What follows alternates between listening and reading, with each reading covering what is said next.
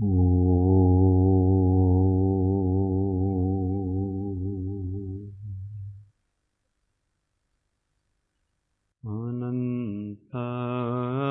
અનંત ભાવ ભેદથી ભરેલી ભલી અનંત અનંત નાય નિક્ષેપે વ્યાખ્યાની છે.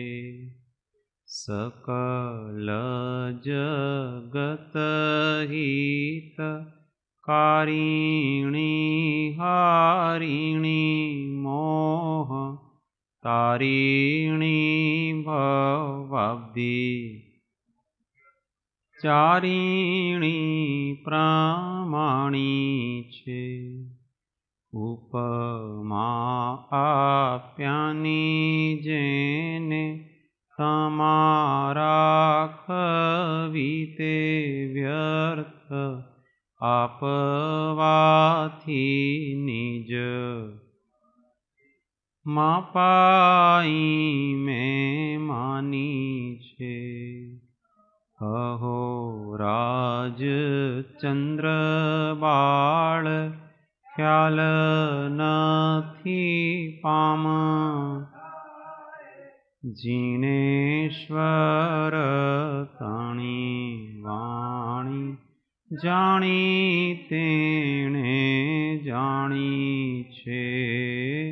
ગુરુરાજ તણી વાણી જાણી તેણે જાણી છે.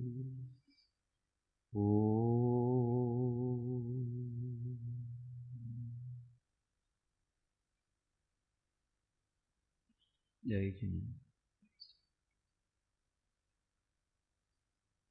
તત્વ વિચારણામાં પરમ તત્વજ્ઞ શ્રીમદ રાજચંદ્ર વચનામૃત પત્રાંક 569 પૃષ્ઠ સંખ્યા 451.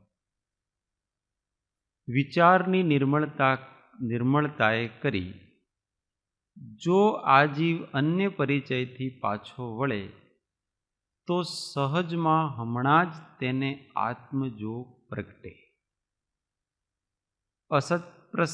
અસત્સંગ પ્રસંગનો ઘેરાવો વિશેષ છે અને આ જીવ તેથી અનાદિકાળનો હીન સત્વ થયો હોવાથી તેથી અવકાશ પ્રાપ્ત કરવા અથવા તેની નિવૃત્તિ કરવા જેમ બને તેમ સત્સંગનો આશ્રય કરે તો કોઈ રીતે પુરુષાર્થ યોગ્ય થઈ વિચાર દશાને પામે. વિચારની નિર્મળતાએ કરી જો આ જીવ અન્ય પરિચયથી પાછો વળે તો સહજમાં હમણાં જ તેને આત્મજોગ પ્રગટે. વિચારની નિર્મળતાએ કરી.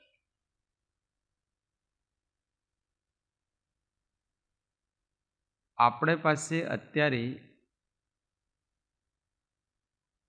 પોતાના આત્મ સ્વરૂપની અનુભૂતિ કરવાનું કોઈ એકમાત્ર સાધન છે તો તે વિચાર છે. વિચાર સ્વયં આત્મ સ્વરૂપ છે. વિચાર કોઈ બીજી વસ્તુ નથી, અન્ય દ્રવ્ય નથી, સ્વયં આત્મા છે. એટલે આત્માની શુદ્ધિ એ જ આત્માની અનુભૂતિ છે. અનુભૂતિ તો નિરંતર હોય અને જેટલી જેટલી શુદ્ધિ હોય એટલી શુદ્ધાત્મા અનુભૂતિ હોય. અને વર્તમાનમાં જે આપણો આત્મા છે એનો જે ઉપયોગ છે એ મતિ અને શુદ્ધ જ્ઞાનરૂપ પરિણત છે. અને જેટલી આપણે મતિ અને શુદ્ધ જ્ઞાનની નિર્મળતા થશે એટલી આત્માની અનુભૂતિ થશે. આમ સિદ્ધાંતથી સિદ્ધ છે.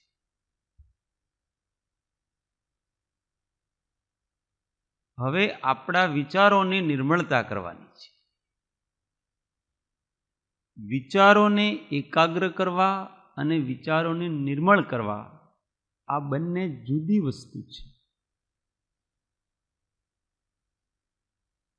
વિચારોને એકાગ્ર કરવા અને વિચારોને નિર્મળ કરવા આ બંને જુદી વસ્તુ છે. વિચારોની એકાગ્રતા તો અશુભમાં પણ થઈ શકે છે. એનો જ નામ આર્ત ધ્યાન, રૌદ્ર ધ્યાન છે. અને વિચારની નિર્મળતા એ ચારિત્રિક શુદ્ધિથી થાય છે. મળ શું છે ઉપયોગમાં? તો મળ છે તે મિથ્યાત્વ અને કષાય, આ બે પ્રકારના મળ છે. મિથ્યાત્વ છે એ ઊંધી કાલ્પનિક માન્યતાઓ છે, અને કષાય છે એ આત્માનો વિપર્યાસ એટલે વિકાર છે, વિકૃત પરિણતિ છે. તો જેટલી કલ્પનાઓ વિચારમાંથી ઓછી થશે અને જેટલી કષાય મળ ઓછો થશે એટલી વિચારની નિર્મળતા થશે. એટલે પહેલી સ્ટેજ છે કે વિચારમાંથી કલ્પના ઓછી કરવી. આ મિથ્યાત્વથી નિર્મળતા કરવાની છે પહેલા. કેમ કે મોટી અશુદ્ધિ જે છે આત્મામાં એ મિથ્યાત્વ છે, કલ્પનાઓ છે. મિથ્યાત્વ એટલે કલ્પના. જે નથી એને એવા પ્રકારથી માનવો અને એવી જ એની અનુભૂતિ કરવી. આપણે જેવું માનીએ છીએ એની જ અનુભૂતિ થાય છે. આપણે આત્માને આત્મા માનીએ એટલે જ્ઞાન સ્વભાવી માનીએ તો જ્ઞાનની અનુભૂતિ થશે. આત્માને તમે રાગ રૂપ માનીએ તો તમને રાગની અનુભૂતિ થશે. આત્માને આપણે શરીર રૂપ માનીએ તો શરીર રૂપ અનુભૂતિ થાય. આત્મ સ્વરૂપને જેવો માનીએ છીએ એવો જ આત્મ સ્વરૂપ આકાર લે છે ને એવી જ એને અનુભૂતિ. પહેલી સ્ટેજ તો છે જે જેમ છે તેવો જ એને માનો ને એવું જ એને. આ પહેલી વિચારની નિર્મળતા. કલ્પના કરી રાખી છે એ કલ્પનાથી મુક્ત થાવ.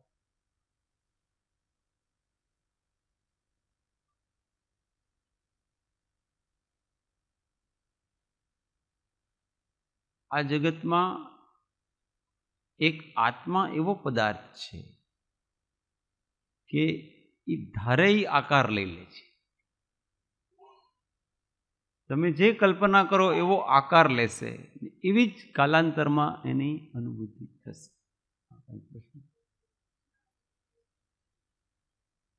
અત્યારે જ્ઞાન ઉપયોગ કીધું ને, વિચાર કોની પર્યાય છે? તો જ્ઞાન ગુણ છે, એ શુદ્ધ જ્ઞાન છે.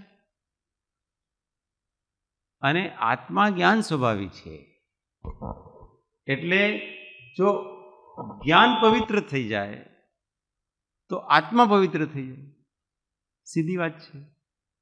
કેમ કે જ્ઞાનથી તો અનુભૂતિ થાય છે, એમાં પવિત્રતા આવી જાય તો આત્માની શુદ્ધિ છે. જ્ઞાનની શુદ્ધિ જ આત્મશુદ્ધિ છે. એમાંથી તમે કશાય કાઢી નાખો અને કલ્પનાઓ કાઢી નાખો તો શુદ્ધ આત્મા છે. વિચાર અને ભાવનો સંબંધ જરા સમજાવશો? હા, વિચાર અને ભાવ શું છે? ભાવ એટલે સંપૂર્ણ ચેતના.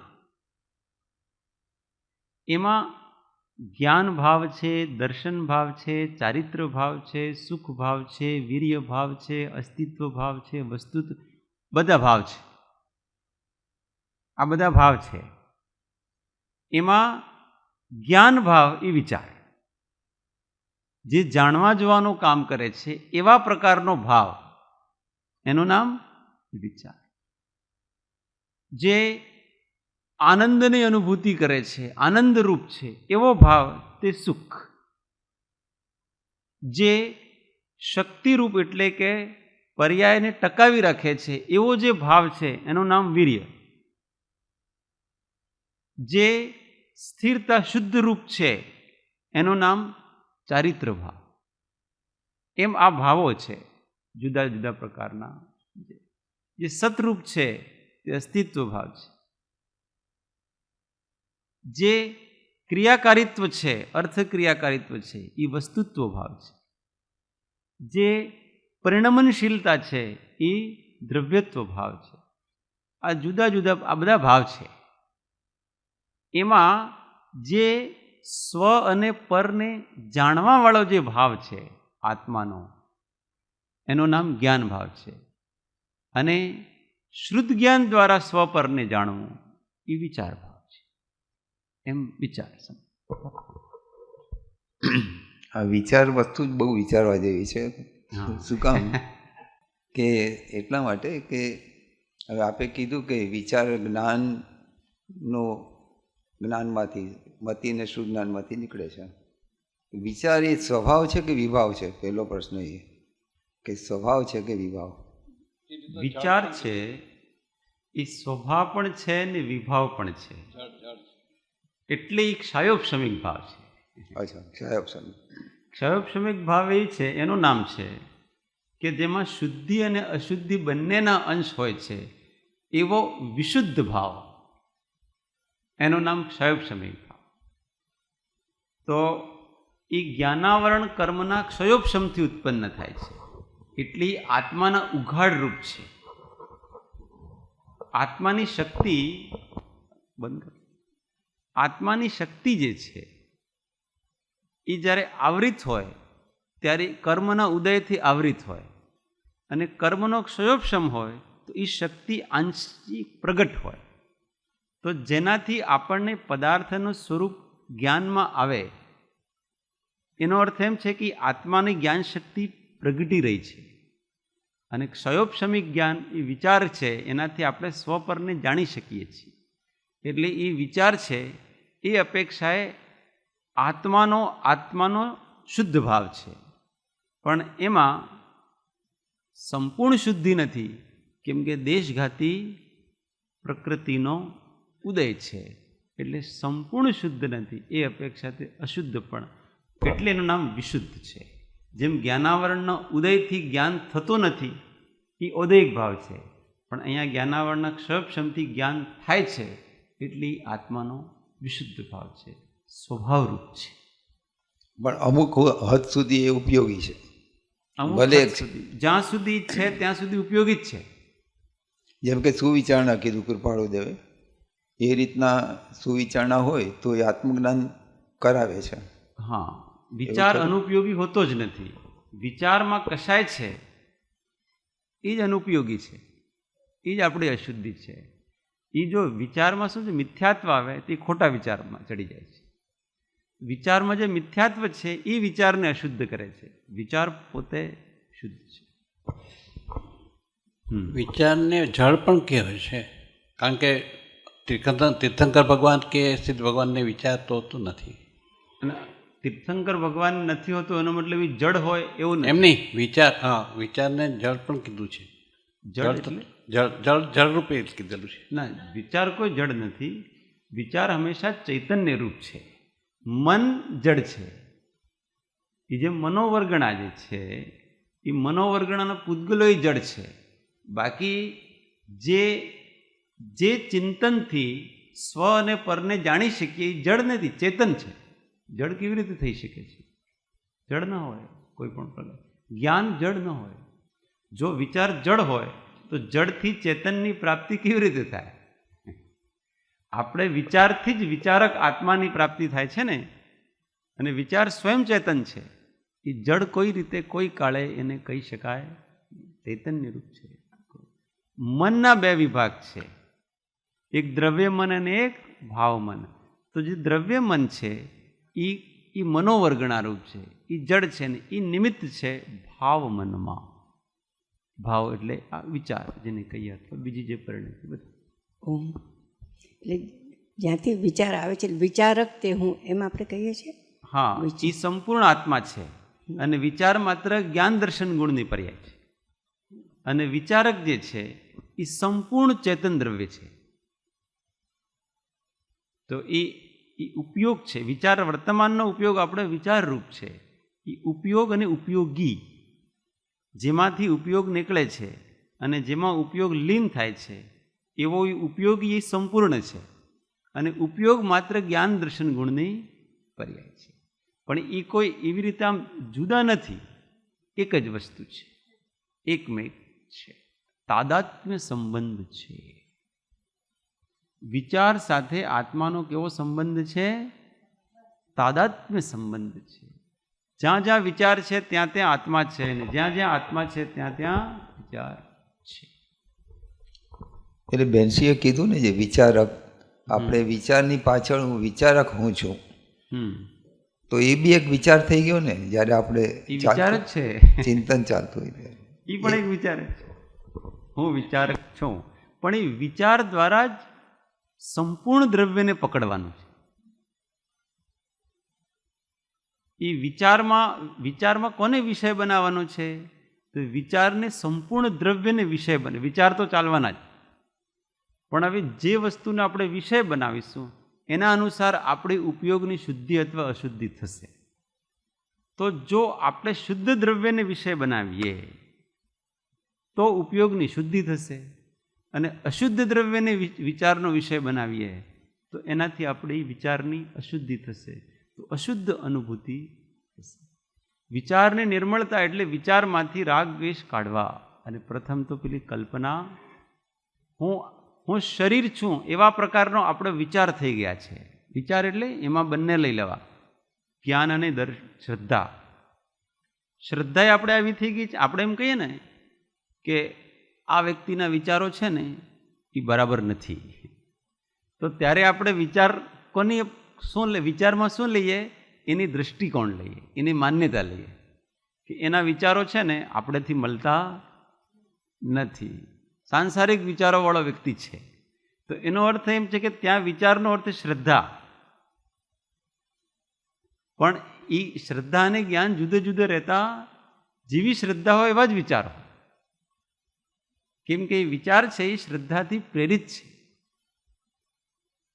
જેને એમ છે કે હું શરીર છું, તો એને શરીર સંબંધી જ વિચાર હોય, એ બીજા વિચાર ન કરી શકે. અને એ શરીરના ઇર્દ ગિર્દ તેના વિચાર ચાલ્યા કરે છે. ને જેને હું આત્મા છું એમ એનો અભિપ્રાય છે, એને હંમેશા આત્મરૂપ જ વિચાર રહેશે. આ શ્રદ્ધાથી વિચાર પ્રેરિત થાય છે, અને એમાં જે અશુદ્ધ અનુભૂતિ છે એ ચારિત્રના વિપરીત પરિણમનથી થાય છે, રાગ દ્વેષથી થાય છે. એટલે આપણે પાસે ચારિત્રની શુદ્ધિ અને દર્શનની શુદ્ધિ એ બંને કરવા માટે વિચાર જ એક સાધન છે. આપણે ચારિત્ર શુદ્ધિ કરવી હોય, કશાયનો નિગ્રહ કરવો હોય તો શું કરવાનું? આપણે એનો પણ ઉપાય વિચાર જ છે. એ પણ એવા વિચારથી જ થઈ શકે કે હું દેહાદિથી ભિન્ન, કશાયાદિથી ભિન્ન એક સહજ શુદ્ધ ચૈતન્ય આનંદ સ્વરૂપ આત્મા છું, આ કશાયો મારા નથી. આવા પ્રકારના ભેદ જ્ઞાનરૂપ વિચારથી જ ચારિત્રની શુદ્ધિ થાય છે. અને દર્શન શુદ્ધિ પણ વિચારથી જ થાય છે. કે મેં આજ સુધી છે ને ઊંધી ઊંધી માન્યતાઓ માની રાખી હતી. હું શરીરને પોતાનો માનતો હતો, આ ઘર ગ્રસ્તી આ બધાને મારા માનતો હતો, હવે મારે એ માન્યતા છોડવાની છે. એમ કરીને જો દર્શન શુદ્ધિ કરવી હોય તો પણ એ વિચાર જ ઉપયોગી છે. એટલે છેક સુધી 12મા ગુણસ્થાન સુધી સાધન તો માત્ર એક જ વસ્તુ છે, વિચાર. અને એને જ નિર્મળતા કરવી છે. એના જ માધ્યમથી ચારિત્રની શુદ્ધિ થશે, એના જ માધ્યમથી દર્શન શુદ્ધિ. તો એમાં વિચાર નથી, એ માત્ર એનો વિચાર છે ને. અત્યારે આપણા વિચાર શુદ્ધ જ્ઞાનરૂપ છે, એમના વિચાર એટલે એમનો જ્ઞાન કેવળ જ્ઞાનરૂપ છે. એમને પછી વિચાર નથી કરવો પડતો, કેમ કે વિચાર છે એ ખંડ ખંડ છે, એમને અખંડ જ્ઞાન છે. આપણને કોઈ પણ વસ્તુનું જ્ઞાન કરવા માટે અત્યારે વિચારનો આશ્રય લેવો પડે છે, કંઈક એક જગ્યાએ એકાગ્ર કરવો પડે છે. તો એમને તો સંપૂર્ણ લોકાલોક પ્રકાશિત છે, એટલે એમને વિચાર નથી કરવો પડે. એટલે આ ક્ષાયોપશમિક છે ને પેલો ક્ષાયિક છે. ક્ષાયોપશમિક જ્ઞાન વિચારરૂપ હોય છે, ક્ષાયિક જ્ઞાન છે તે નિર્વિચાર છે. એને કોઈ એટલે આપણે એક સાથે બધાને નથી જાણી શકતા, કેમ કે વિચાર એક સમયમાં એકને જ વિષય કરી શકે છે, બીજાને વિષય કરી શકતો નથી. એટલે વિચારોમાં આત્મા લેવો, ચિંતનમાં આત્મા લેવો. કેમ કે આપણે જ્યારે સ્વપ્રકાશક હોઈએ ત્યારે પરપ્રકાશક ન હોઈ શકીએ, આપણી મર્યાદા છે. જ્યારે ઇન્દ્રિય જ્ઞાન હોય ત્યારે અતિન્દ્રિય જ્ઞાન ન હોય, આપણી મર્યાદા છે. એટલે આપણી વૃત્તિને અંતર્મુખ વાળવામાં કીધું છે. બાકી તો કોઈ પણ જાણવામાં કંઈ વાંધો નથી. પણ આપણે આત્મા અત્યારે છે ને કશાય રાગ આદિ બાકી છે. એટલે જેને જાણશે ને એમાં કશાય કરી જ નાખશે. એટલે કીધું કે એવી વસ્તુઓ જાણો જ નહીં કે જ્યાં કશાય ઉત્પન્ન થવાની સંભાવના હોય. એટલે તમે પોતે જ અંતર્મુખ જ થઈને રહો. એટલે મુનિ મૌન થઈને અંતર્મુખ થઈને રહે છે, પોતાના ચૈતન્યનો જ અનુભૂતિ કરવાનો પ્રયત્ન કરે છે. અને અનાયાસ ક્ષયોપશમની યોગ્યતા અનુસાર જે પદાર્થો એના જ્ઞાનમાં આવે છે એ પદાર્થોની જાણી લે છે. એને કોઈ પ્રોબ્લેમ નથી. પણ એને તો એક માત્ર સ્વદ્રવ્યને જ વિષય કરવો છે, બીજે કોઈને વિષય કરવો નથી. આવા પ્રકારથી આ વિચારની નિર્મળતા. હા, સ્વદ્રવ્યથી એટલે ત્રિકાળી ધ્રુવ આત્મા, ત્રિકાળી ધ્રુવમાં બધું આવી ગયું. એની પર્યાય પણ આવી ગઈ, ગુણ પણ આવી ગયો અને એ દ્રવ્ય પણ આવી. બધાને આત્મા બધાને વિષય કરે છે. જ્ઞાન એવો થોડો છે કે તમે એક અંશને વિષય કરશો તો તમે અધૂરાને વિષય કર્યો છે. જ્ઞાન એનું નામ છે કે પદાર્થ જેમ છે તેમ જાણે છે, દ્રવ્યથી, ગુણથી, પર્યાયથી. ત્યારે જ મોહનો નાશ થાય છે. પર્યાયને તમે કેવી રીતે બાદ કરી શકો એ તો કહો. પર્યાય આત્માનો સ્વભાવ છે, દ્રવ્યનો સ્વભાવ છે. અને જો કોઈ વ્યક્તિ એમ કહે કે મારે પર્યાયને નથી જાણવું એમ, તો એનો અર્થ એમ છે કે એ દ્રવ્યને સ્વીકાર કરવા તૈયાર નથી, એને પર્યાય સ્વીકાર જ નથી. અને જેને પર્યાય સ્વીકાર નથી એને દ્રવ્ય સ્વીકાર નથી, કેમ કે એનો જ ભાગ છે. તમે એમ કહો છો કે હું આ શરીર મારું છે પણ માથું મારું નથી. હવે એની ભાઈ શરીરનો જ અંગ છે, હાથ શરીરના જ અંગ છે. એટલે પર્યાયને થી કોઈ પ્રોબ્લેમ નથી. સમજ, દ્રવ્યને વિષય કરવો એનો અર્થ એમ છે, ધ્રુવને વિષય કરવો એનો અર્થ એમ છે કે પદાર્થ જેમ પરિણમન કરી રહ્યું છે તેમ એને જાણવું. દ્રવ્યથી જેમ છે તેમ જાણવું, પર્યાયથી જેમ છે તેમ જાણવું. અને કોઈ પણ પ્રકારના ન રાગ કરવો ન દ્વેષ કરવો, શાંત રહેવો. આનું નામ દ્રવ્ય દ્રષ્ટિ છે. તમે વસ્તુ 3 પ્રકારથી છે, તમે એમાંથી એક જ પ્રકારની વિષય કેવી રીતે કરી શકો? તમારું જ્ઞાન ગડબડ થાય એમાં. એટલે અહીંયા એમ નથી જાણવાનું કે હું આ ધ્રુવ આત્મા છું, હું આ મારું પર્યાય આત્મા છે, નામ છે. જેમ છે તેમ સત્તા છે. એ સત્તા જ ઉત્પાદ વે દ્રવ્ય યુક્ત છે. તમે સત્તાને વિષય કરો છો, સત સ્વરૂપને વિષય જ્યારે કરશો, સત દ્રવ્ય છે, સદ્દ્રવ્ય લક્ષણમ. સત છે તે દ્રવ્યનો લક્ષણ છે. હવે સત જ 3 પ્રકારનો છે. એ સત જ ઉત્પાદ રૂપ છે, સત જ વ્યય રૂપ છે અને સત જ દ્રવ્ય રૂપ છે. એટલે જ્યારે તમે સતને વિષય કરશો ત્યારે એ તમે ત્રણેયને વિષય કરી જ રહ્યા છો. મુખ્યતા અને ગૌણતાની એક વસ્તુ નહીંથી તમે વિષય કરો તો તમે એક દ્રષ્ટિમાં મુખ્યતા રાખશો, પણ અનુભૂતિ પ્રમાણથી થાય છે, નહીંથી અનુભૂતિ ન થાય. અહીંયા આગળ ત્રણેય વસ્તુનું એકસાથે કઈ રીતે, જ્યાં સુધી 13મી ન પહોંચે ત્યાં સુધી 3 વસ્તુનો અનુભવ કઈ રીતે થઈ શકે? દરેક સમય જીવ કરે જ છે. દરેક સમય જીવ આ ત્રણેયને એક સાથે ગ્રહણ કરે જ છે, જાણે અજાણે કરે છે. અચ્છા, અત્યારે તમે છો તો તમે એમ જાણો છો કે તમે મનુષ્ય છો? તમને ખ્યાલ છે કે નહીં? અચ્છા, તમે એમ જાણો છો કે તમે અમૂર્તિક આત્મા છો? હા, તમે તમે મનુષ્ય છો એનો મતલબ તમે મનુષ્ય પર્યાયને પણ વિષય કરી રહ્યા છો, અને મનુષ્ય પર્યાય જે દ્રવ્યની છે એને પણ તમે વિષય કરી રહ્યા છો. એ વિષય ચાલી જ રહ્યો છે આખો, પણ જ્યારે તમે ઉપયોગ લગાવો ત્યારે તમે એક નયથી લગાવો છો. હા, એવું. ને નય દ્રષ્ટિઓ છે એ માત્ર વસ્તુની સમજવા માટે છે. અપરોક્ષ અનુભૂતિ માટે પ્રમાણ દ્રષ્ટિની જરૂર છે. એટલે જ્યાં અનુભૂતિ થશે ને ત્યાં પ્રમાણરૂપ થશે. એ સમસ્ત વસ્તુની વિષય કરશે, સર્વગ્રાહી છે. એમાં એમ નથી કે આ ધ્રુવ છે એ હું છું અને પર્યાય છે તે હું નથી, એમ કોઈ માનતા હોય ને એમ કોઈ કહેતા હોય તો એ મિથ્યા દ્રષ્ટિ છે. કેમ કે તમે છો એને કેવી રીતે ન માનો? પર્યાય કેવી રીતે? આપણે જ છીએ ને. પર્યાય અંશ આપણો જ અંશ છે. તમે કેવી રીતે એને નકાર કરી શકો છો? આ હું નથી એવું કંઈ નથી. જેમ છે એમ હું છું. વસ્તુ જેમ પરિણમિત થઈ રહી છે એમ છું. જીવ રૂપ છે, સંપૂર્ણ જીવત્વ રૂપ છે. પૂતગલ રૂપ છે, એની પર્યાય પણ પૂતગલ છે, એ દ્રવ્ય પણ પૂતગલ છે, એના ગુણ પણ પૂતગલ છે. હું જીવ છું તો આ ચેતન છું ને એ દ્રવ્ય પણ ચેતન છે, પર્યાય પણ ચેતન રૂપ છે, ગુણ પણ ચેતન રૂપ છે. બધું એક ચૈતન્ય જ છે, બીજું કોઈ નથી. એમ જે અભેદ દ્રષ્ટિ છે એ પ્રમાણ દ્રષ્ટિ છે. એ અપરોક્ષાનુભૂતિનું કારણ.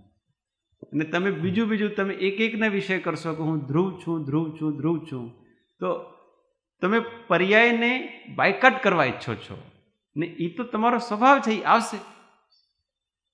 તમારું જ્ઞાન અધૂરું રહી જશે. એટલે પ્રમાણને વિષય કરો. આ બધી વસ્તુ સમજવા માટે છે. નહીં છે એ સમજવા માટે છે. અને જ્યારે અપરોક્ષ અનુભૂતિ કરવી છે તો તમારે કોઈ વિકલ્પ કરવાની જરૂર નથી. જે જેમ છે તેમ સ્વીકાર કરો, શાંત રહો, પોતાની ચેતનાને અનુભૂતિ થશે. કેમ કે આત્મા અનુભવ સ્વરૂપ છે. ઉપયોગની કોઈ જગ્યાએ લગાવવાની નથી. એટલે કે એકાગ્રતા કરવાની કોઈ જરૂર નથી. અહીંયા નિર્મળતા કરવાની જરૂરત છે. એકાગ્રતા ક્યાં કરશો? બતાવો કે મારે છે ને અહીંયા કન્સન્ટ્રેશન કરવું છે. ક્યાં કરશો તમે? કેમ કે જે કન્સન્ટ્રેશન કરવું છે ને જે કન્સન્ટ્રેશન કરે છે એ જ આત્મા છે ને એ જ છે. ધ્યેય જુદો હોય તો તમે જુદી જગ્યાએ ક્યાં એકાગ્ર થાઓ. જેમ કે સામે કોઈ ઓમ લખ્યું છે ને હવે મારે એમાં એકાગ્ર થવું તો હું એના તરફ જાઉં કે મારો ધ્યેય છે. પણ અહીંયા તમારો ધ્યાતા એ જ ધ્યેય છે. ધ્યાતા ધ્યેય બધું એક જ વસ્તુ છે. તમે ક્યાં એકાગ્ર થશો? એટલે જેમ છે તેમ એની અનુભૂતિ કરો.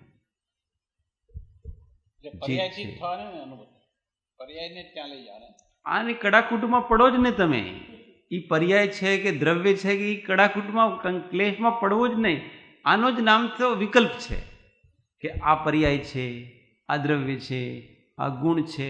આનો જ નામ વિકલ્પ છે. ને જ્યાં સુધી આવું ચાલશે ને ત્યાં સુધી અપરોક્ષ સંપૂર્ણ દ્રવ્ય તમારે પોતાને આત્માનુભૂતિ કરી ન શકશો.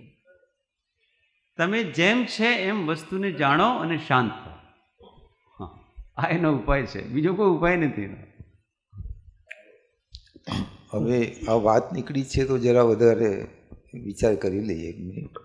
કે હમણાં પંડિતજી આવ્યા હતા એમને બી આ વાત કરી હતી એમ કે ભાઈ પર્યાયનો અસ્વીકાર નથી, પણ આત્માનુભૂતિ જ્યારે કરવી હોય એ ક્ષણ માટે પર્યાયને ગૌણ કરી અને દ્રવ્ય ઉપર દ્રષ્ટિ કરવી પડશે. ગૌણ એટલે એમ શબ્દ આવે છે કે સમજો કે હું આત્મા છું, હું ચિંતન ચાલી રહ્યું છે, એ પણ પર્યાય છે. એટલે એને પણ હવે ગૌણ કરીને જો જશો ત્રિકાળી તરફ એટલે ધ્રુવ તરફ, પર્યાય છે એનો કોઈ જાતનો એટલે સદ્દ્રવ્ય લક્ષણોનો કોઈ જ અસ્વીકાર જ નથી. પણ હવે જ્યારે અનુભૂતિ તરફ જાય છે ત્યારે પછી પર્યાયને ગૌણ કરવી કે નહીં? પર્યાય ગૌણ કરવી નથી પડતી. પર્યાય ગૌણ થાય જ છે અને પર્યાય ગૌણ પણ નથી થતી. ત્યાં સત પકડાય છે એને. અને એ સત જેમ છે એમ એને ખ્યાલમાં આવશે. તે સમયે કંઈક ને કંઈક અનુભૂતિ થાય કે નહીં? એ અનુભૂતિ કોની થઈ રહી છે?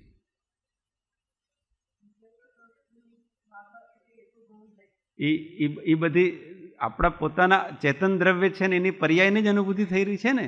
કોની અનુભૂતિ થઈ રહી છે? એ અનુભૂતિ તો ચેતન દ્રવ્યમાંથી નીકળતી અવસ્થાની જ અનુભૂતિ હોય છે, બીજી કોઈ અનુભૂતિ હોતી નથી. ખાલી માત્ર પર્યાય દ્રષ્ટિ ગૌણ કરવાનું એટલા માટે કહેવામાં કે જે રાગ દ્વેષરૂપ અશુદ્ધ ચેતના છે, એ અશુદ્ધ ચેતનામાં જે આપણો ઉપયોગ જાય છે, એ ઉપયોગને બચાવવા માટે એમ કહેવામાં આવે છે કે જે ત્રિકાળી ધ્રુવ છે એને તમે ઉપયોગમાં લો. એટલે કે સહજ પારિણામિક ભાવ. અને એકચ્યુઅલી સહજ પારિણામિક ભાવ છે ને, એ ભાવ પણ પર્યાય રૂપ જ છે. એ જ દ્રવ્ય છે ને એ પણ એક પર્યાય છે. 5 પ્રકારના ભાવ છે અને 5 પ્રકારના ભાવો ચેતન દ્રવ્યમાંથી આવે છે. એ ચેતન દ્રવ્યના જ 5 પ્રકારના ભાવ છે. એમાં એક પારિણામિક ભાવ છે જે સહજ ભાવ છે.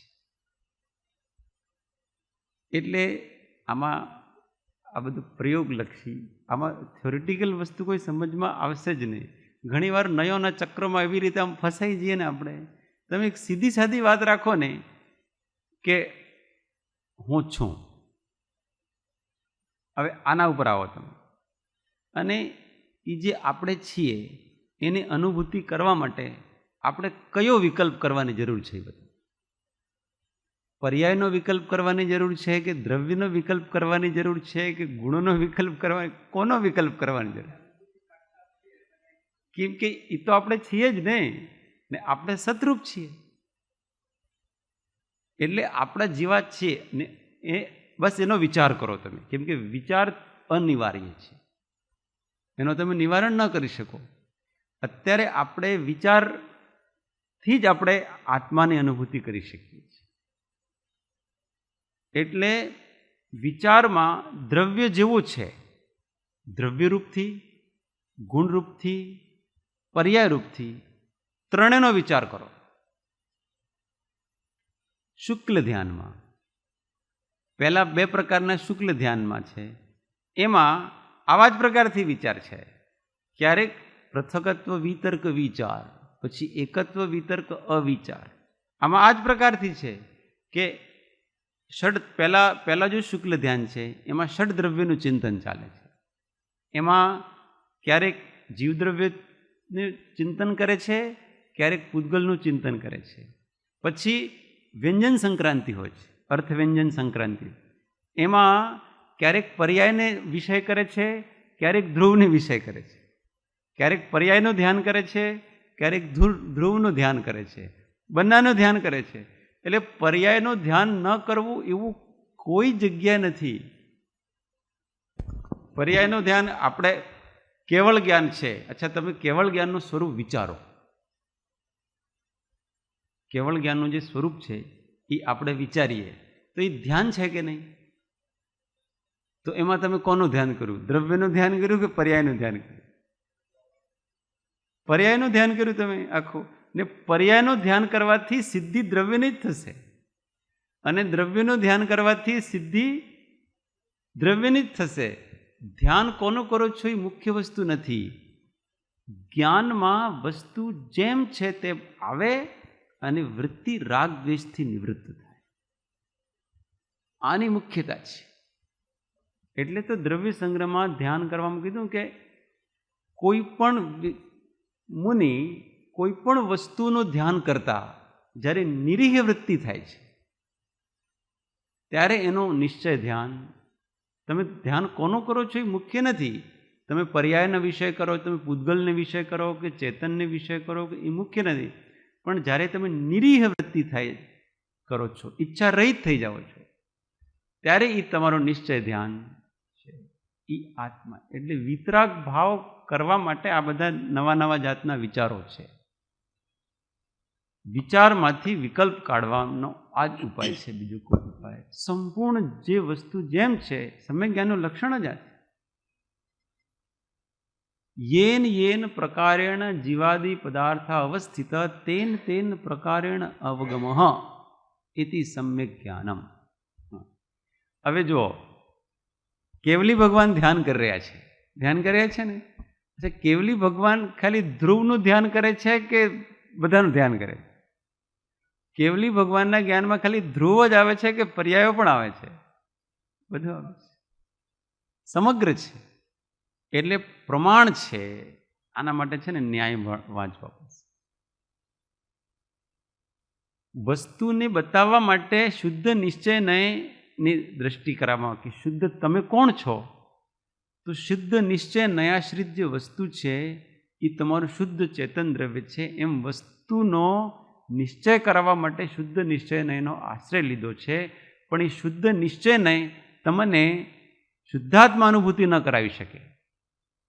કેમ કે કોઈ પણ નય તમને આત્માનુભૂતિ ન કરાવી શકે. શુદ્ધાત્મા અનુભૂતિ પ્રમાણથી થશે, કોઈ એક દ્રષ્ટિથી થશે નહીં.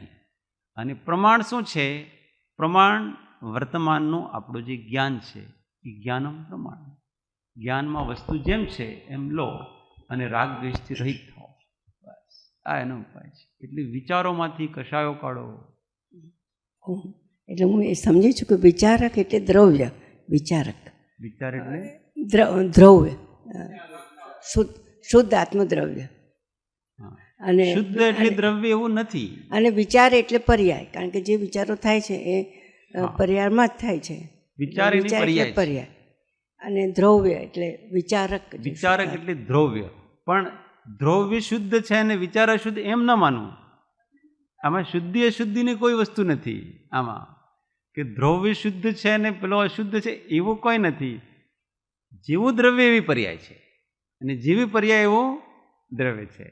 પણ જે સ્થિર છે, જે અંશ, એનું નામ દ્રવ્ય, અને જે પલટાય છે એનું નામ પરિણામ. એ બંને દ્રવ્ય છે. એ બંને દ્રવ્ય. આ વસ્તુ અઘરી. તો વિચાર પછી નિર્વિચાર અને નિર્બીજ સમાધિ વગેરે કીધું છે, તો એ કઈ રીતે લાગુ પડે? નિર્બીજ સમાધિ એટલે કેવળીની સમાધિ. નિર્વિચાર પણ કેવળી ન થાય ને? હા, નિર્વિચારી પણ કેવળી. એ ત્યાં પહોંચશે. 12મા ગુણસ્થાન સુધી નિર્બીજ સમાધિ જે યોગની ભાષામાં કહેવાય છે, એ કશાય જ્યાં નષ્ટ થઈ જાય છે ત્યાં 12મા ગુણસ્થાનમાં 11મા ગુણસ્થાનમાં પ્રગટે. એ નિર્બીજ સમાધિ. જીનાગમમાં કોઈ એવું નિર્બીજ સમાધિ જેવું છે ને. આ તો યોગની ભાષામાં નિર્બીજ સમાધિ. નિર્વિચાર છે એ 13મા ગુણસ્થાનમાં હોય છે. કેવળી ભગવાન હોય ત્યારે નિર્વિચાર. સમાધિ તો છે 4થા ગુણસ્થાનથી સમાધિ જ ચાલે છે. જ્યાં ચિત્ત સમાધાન યુક્ત છે ત્યાં સમાધિ છે. સિદ્ધ હંમેશા સમાધિમાં જ છે. કેમ કે ચિત્ત એમનું જ્ઞાન સંપૂર્ણ રૂપથી સમાધાન યુક્ત છે, કોઈ સંશય નથી.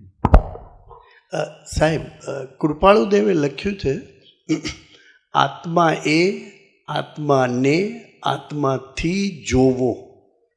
હા, ષટકાર. બસ ષટકારક છે. હજી આત્માને આત્માથી આત્મા વડે હજી બે બીજા છે એમાં. તો એમાં નિર્વિકલ્પ થઈ જાઓ. આત્મા સ્વભાવથી જ જોવાવાળો છે. આત્માનો અનુભવ આત્માને જ પ્રાપ્ત થાય છે. આત્મા જ સાધન છે, આત્મા જ સાધ્ય છે, આત્મા જ અધિકરણ છે, આત્મા જ સંપ્રદાન છે. એ 6 પ્રકારના કારક છે ને. કર્તા એટલે કર્તા એટલે જે કાર્ય કરે છે, રચના કરે છે. તો આત્માને કોને કર્યો છે? આત્મા વડે થાય છે. ને અનુભૂતિનો કર્તા આત્મા જ છે. કર્તાને કર્મ કહો. કર્મ એટલે જે કર્મ થઈ રહ્યું છે, ક્રિયા કાર્ય થઈ રહ્યું છે, એ કાર્ય કોણ કરે છે? આત્મા જ કરે છે. કેમ કે એ જ અર્થ ક્રિયા સંપન્ન છે.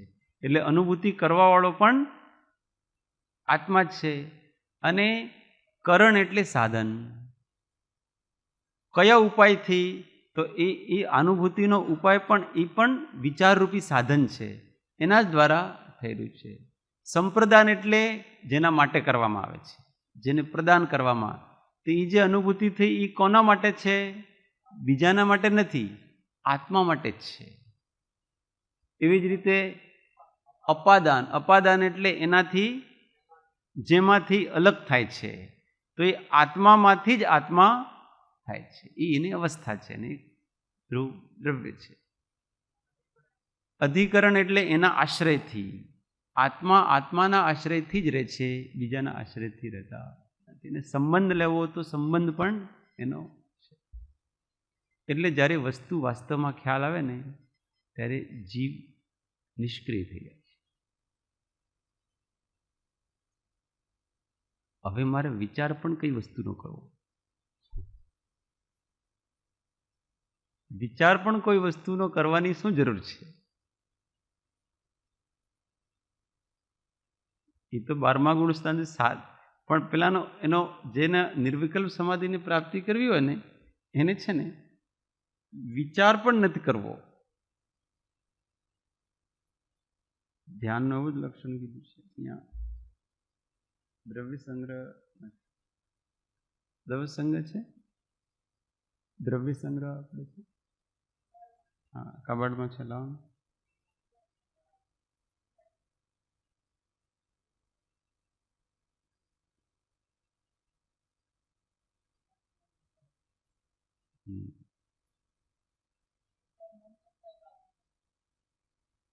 मन और विचार, मन करता है कि आत्मा ऐसा का, तो मन और आत्मा कोई दो वस्तुएं नहीं है.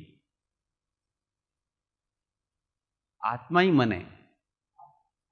हाँ, अलग कोई वस्तु. मन तो एक नाम दे दिया बस, पौद्गलिक वस्तु है, उसको द्रव्य मन. बाकी तो भाव मन तो आत्मा ही करता है. सब आत्मा ही कर रहा है.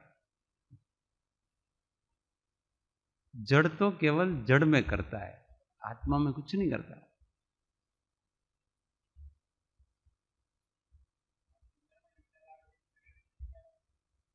आत्मा में से द्रव्य मन क्या क्या बेचारा पुद्गल क्या कर सकता है? वो आत्मा से आ रहा है सारा, द्रव्य मन से कहां से आएगा? सब कुछ आत्मा से हो रहा है. विचार आत्मा करता है कि कोई पुद्गल करता है? विचार किसका स्वभाव है? आत्मा का. स्वाभाविक स्वभाव है उसका. ये तो द्रव्य मन ने वो तो केवल निमित्त हैं. अब जैसे हमको देखना है आंख से, तो वास्तव में देख कौन रहा है? आत्मा देख रहा है, पर निमित्त क्या है? आंख. ऐसे ही हम आत्मा में विकल्प उठता है कषायों के कारण से, तो हमारे बाहर अभिव्यक्त किससे होगा? द्रव्य मन से. ये बाहर अभिव्यक्ति करने का एक साधन है बस. इसलिए उसको 9 इंद्रिय कहा है. ईशत इंद्रिय, वो भी एक इंद्रिय है.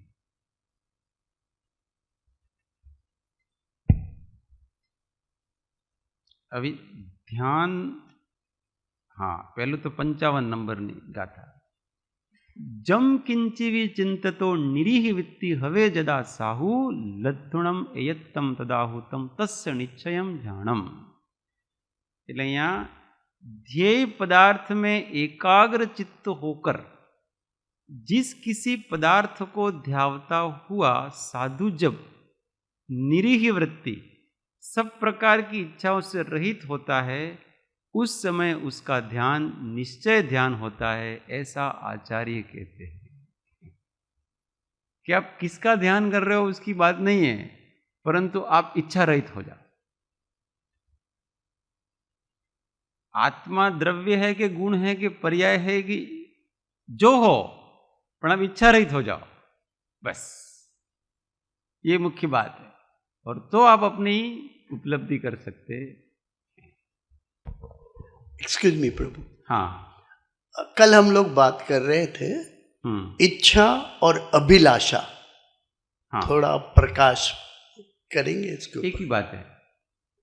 एक ही बात. इच्छा और अभिलाषा उसके अलग अलग पर्यायवाची. अभिलाषा और इच्छा एक ही. देखो इसमें उन्होंने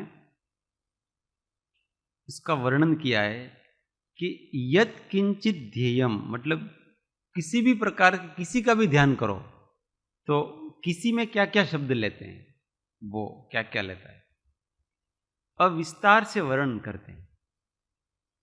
गाथा में जो यत् किंचित ध्येयम, अर्थात जिस किसी भी ध्येय पदार्थ को ऐसा पद है, उससे क्या कहा गया है, उससे क्या कहा गया है, उसका क्या अर्थ लेना भाई, कौन सा पदार्थ।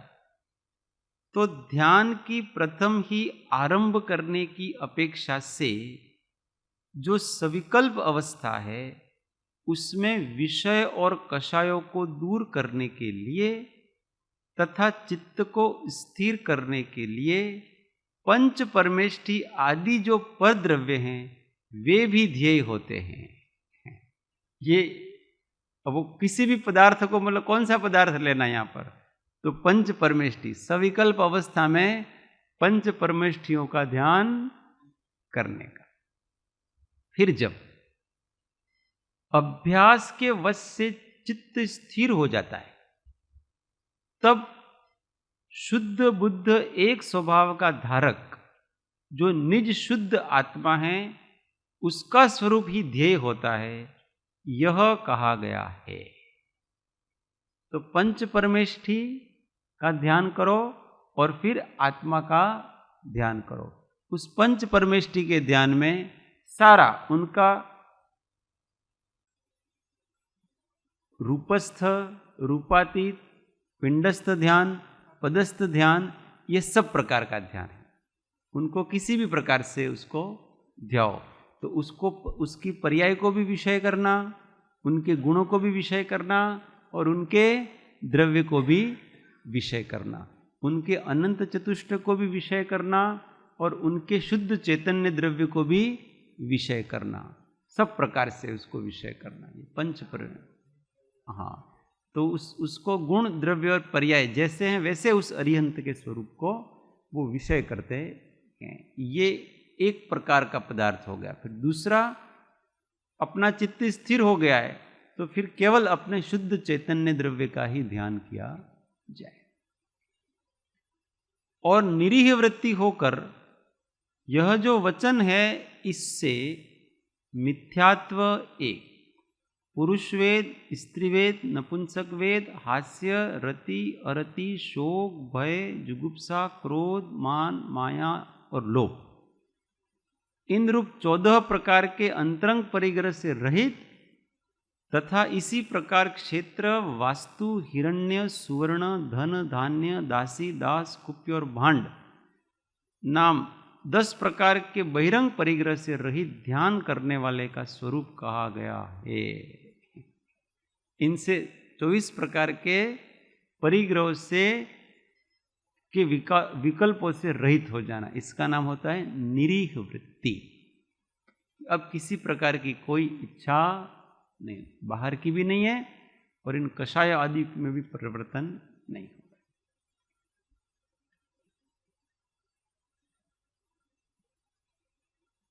आगे अपने जो मूल बात करनी थी ना, वो आगे की।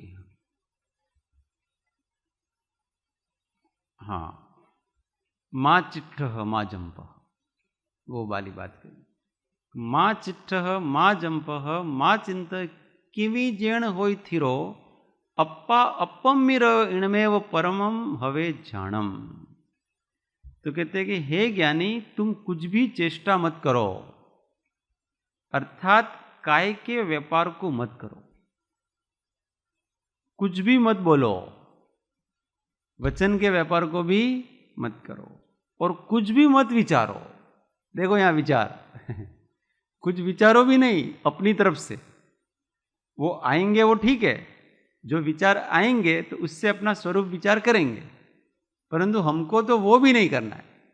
इच्छा तो हमको वो विचार करने की भी नहीं है, जिससे कि तुम्हारा आत्मा अपने आत्मा में तल्लीन होवे, क्योंकि जो आत्मा में तल्लीन होना है वही परम ध्यान है। इसलिए तीनों योगों को रोक करके आनंद मनाना।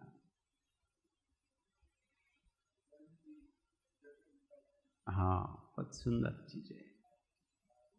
इसलिए विचार ऐसी वस्तु है कि वो अग्नि, किसी का संस्कार करते हैं ना, अग्निदाह करते हैं, तो जिस लकड़ी से उसको जलाते हैं, मशाल होती है ना, उस मशाल से उसको क्या कहते हैं? અગ્નિદાહ. ના એ મશાલને શું કહેવાય? એનું કંઈક નામ છે. ના એક નામ હોता है उसका नाम होता है, सकोरा कैसा कोई नाम. तो वो क्या करते हैं कि वो मशाल भी फिर उसमें डाल देते हैं. फिर वो बाहर घर पे नहीं ले जाते हैं, वो भी उसके साथ डाल देते. पहले तो उससे जलाया और जला करके वो भी जल उसमें भस्म हो गई. ऐसे ही पहले अपने विचार से अपने विचारक को पकड़ते हैं और फिर वो विचार भी उसी में लीन हो जाता है, वो भी नष्ट हो जाता, वो रहता, उसका अस्तित्व भी कुछ नहीं रहता है. तो वो अपरोक्षानुभूति. ये जो निरीह वृत्ति है वो तो हमें भी उपयोगी होगी ना ध्यान के लिए, जैसे ये साधुओं को लिखा है. लेकिन देखो, पहली बात तो अपने को आत्मा मानो और हर एक आत्मा को उपयोगी. हमको हमेशा आत्मा मान करके साधना करनी चाहिए. हमको न गृहस्थ और न मुनि. जब हम इसमें अटके रहेंगे ना तो हम कभी कॉन्फिडेंस को प्राप्त नहीं होंगे, कभी भी हम आत्मविश्वास को प्राप्त नहीं होंगे.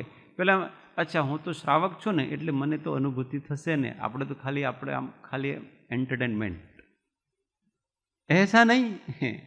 आप क्यों अपने आप को ऐसा मानते हो? न मैं श्रावक हूं, न मैं साधु हूं, न मैं ब्रह्मचारी हूं, न मैं स्त्री हूं, न मैं पुरुष हूं. मैं एक चैतन्य द्रव्य हूं. ये मुख्य बात है. और चेतन की अनुभूति क्यों नहीं कर सकता? क्योंकि उसका स्वभाव ही अनुभव करना है. ऐसे वीर्य स्फुरित होता है. देखो, ऐसा करते करते कृपाणु देव एक भवावतारी हो गए और उन्होंने तो लिखा है केवल लगभग भूमिका. ऐसा करते करते ऐसा ही उन्होंने ये कुछ नहीं कि मुनि कि ये न वो होगा, शरीर ही नहीं है तो काहे कि इन पर्यायों का अपने को फालतू में. जो पर्याय बीत जाने वाली हैं, जो आकर के नष्ट हो जाने वाली हैं, वो आएंगी अपने हिसाब से, नो प्रॉब्लम, हमको कोई दिक्कत नहीं है. परंतु उसका ध्यान नहीं रखने का, एक चैतन्य भाव का ध्यान, उसको ध्यान रखना, यही हूं बस, इससे सब होगा, मुनिपना भी आएगा. उसका निषेध नहीं कर रहे हैं. व्यवहार में जब होते हैं तब हमेशा पर्याय का ध्यान रखा जाए. कैसे? कि अब अपने को कोई व्यवहारिक काम करना है तो अब ध्यान रखो कि मैं गृहस्थ हूं तो मेरे योग्य ये, अब मुझे दान देना चाहिए क्योंकि मैं गृहस्थ हूं, उस भूमिका हूं. और जो मुनि है तो मुनि को उसकी पर्याय का ध्यान रखना चाहिए कि मैं मुनि हूं तो वह मुझे किसी वस्तु को रखना नहीं, मुझे दूसरे के लिए भी अपने पास कुछ भी नहीं रखना है. गृहस्थ अवस्था में दूसरों के लिए, परोपकार के लिए हम अर्जन करते हैं वगैरह, अब परोपकार के लिए भी नहीं करना. अब मैं 9 वार्ड सहित मुझे ब्रह्मचर्य का पालन करना है, मैं मुनि हूं इसलिए मुझे इनसे दूर रहना है, इनसे ये करना है. ये सब चीजें पर्याय हमेशा व्यवहार में ध्यान रखना कि मुनि का अलग व्यवहार है और उसका. और जब हम चैतन्य के प्रदेश में जाते हैं वहां न मुनि होता है न श्रावक होता है, वहां कुछ होता. हाँ, हमको प्राप्ति अपनी दशा के अनुसार ही होगी, अनुभूति ऐसी होगी. हम अपने आप को मुनि मान लेंगे तो मुनि जैसी अनुभूति नहीं होगी, वहां तो अंतरंग कषाय चौकड़ी जितनी गई है उतनी होगी आपकी. परंतु उस समय हम पर्यायों को गौण कर दे, जो विभा व्यंजन पर्याय जितनी भी है, ये सब विभा व्यंजन पर्याय कहलाते हैं. एकमात्र आत्मा. सबसे बड़ी भूल इस जीव की यही हो रही है कि वो अपने आप को अभी स्वीकार नहीं कर पा रहा है वास्तव में. और व्यवहार में जो हम अपन उसको गृहस्थ अथवा जो भी मान रहे हैं वो एक व्यवहारिक दृष्टि से कर्म सापेक्ष अपन मान रहे हैं. और जब हम अंतर्मुख होते हैं तो कर्मों की दुनिया से हम अलग चले जाते हैं, फिर हम अपनी चेतना की दुनिया में प्रवेश करते हैं. और वो चेतना तो फिर चेतना है. तो येन केन प्रकारेण हम अपने आप को एक चैतन्य माने और उसमें सर्व सिद्धि है. और जब हम अपने आप को चैतन्य मानेंगे तो कौन तो अपना रहा ने कौन पराया रहा, और कहाँ तो मान ने कहाँ अपमान, कहाँ तो हर्ष ने कहाँ शोक, क्या लाभ ने क्या हानि, क्या साता ने क्या असाता।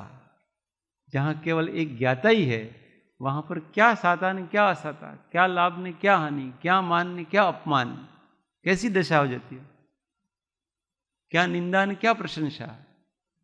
कुछ भी नहीं है वहाँ, केवल एक संभाव, कोई अपना पराया भी नहीं है वहाँ। ये स्व है नहीं ये पर है, ऐसा भी वहां नहीं है, क्योंकि जो ज्ञान में आ रहा है वो तो सब स्व ही है, पर कहां से होगा। और पर तो अपने अंदर है नहीं। ऐसा करके अपनी ही सत्ता में लीन रहेंगे, प्रयत्न करेंगे तो होता है, इसी देह में होता है। इसलिए तो कृपालुदेव ने कहा, आ देह थी ज आत्मजोग करवो घटे। पहले अपने को ये सब चीजों से, ये इनसे अपने को बाहर निकालना चाहिए। इस शरीर में इतने साल का हो गया हूँ, मेरे को इतना ही समय बचा ने। लोग आते हैं हमारे पास से, હવે ઘણો ઓછો टाइम છે। मैं सबसे पहले तो उनको कि तुम्हारी ये बात निकालो, तुम अनादि अनंत चैतन्य हो, तो कम समय कहाँ है बताओ, कितना समय है? समय कम पड़ ही नहीं रहा है वहां तो पहले तो वो पर्याय दृष्टि से ही बैठा हुआ है बस। अरे ये तो एक मनुष्य पर्याय की अपेक्षा से कहा जाता है कि भाई मनुष्य पने का समय थोड़ा हमारे पास कम है, पर आत्मा मनुष्य पने का मोहताज नहीं है। आत्मा जहां जाएगा वहां पर उसको अपना एक शरीर होगा, अगर मुक्त नहीं हुआ तो। कोई भी शरीर हो, इससे क्या, ऐसी खुमारी चाहिए। खुमारी के बिना यहां काम चलता नहीं। मेरे पास बहुत समय है। कितना समय है? अनंत काल तक का समय। क्यों अधीरज हो अपनी, और ऐसा मानेगा, परंतु अब अनंत काल का समय तो मैं करूं क्या, करने जैसा क्या काम है। और जब वो ऐसा विचारेगा कि क्या करना चाहिए मुझे, तो उसके मन में ऐसा ही विचार आएगा कि करने जैसा कुछ नहीं, केवल चैतन्य रूप होकर के रहो, वीतराग होकर के रहो, तो ही आनंद है, तो ही सुख है, तो ही शांति है। सब जगह दुख है। सावधानी हटी और दुर्घटना घटी। सावधान।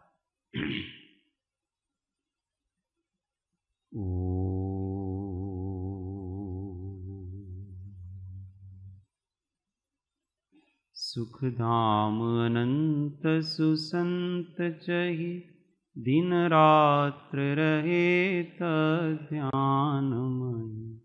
पर शांति अनंत सुधामय, प्रणमो पद तेवर तेज। ओ प्रणमो पद तेवर तेज। सद्गुरु परम कृपालु त्रिलोकनाथ की जय। सब संतन की ओम।